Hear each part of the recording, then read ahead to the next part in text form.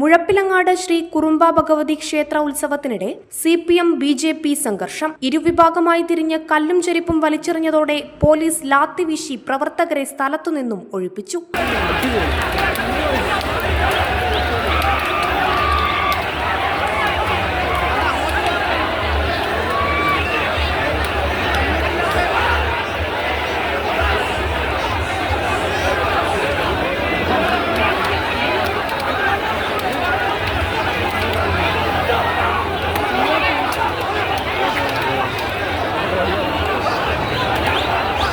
ശനിയാഴ്ച ആരംഭിച്ച ക്ഷേത്ര ഉത്സവത്തിന്റെ സമാപന ദിവസമായ ചൊവ്വാഴ്ച പുലർച്ചെ 2:30-യോടെയാണ് സംഘർഷമുണ്ടായത്.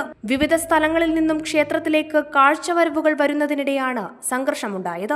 കഴിഞ്ഞ വർഷവും ക്ഷേത്രത്തിൽ CPM BJP പ്രവർത്തകർ തമ്മിൽ സംഘർഷമുണ്ടായിരുന്നു. ഇതേ തുടർന്ന് ഇക്കുറിയും ശക്തമായ പോലീസ് സാന്നിധ്യം ഉറപ്പാക്കിയിരുന്നു.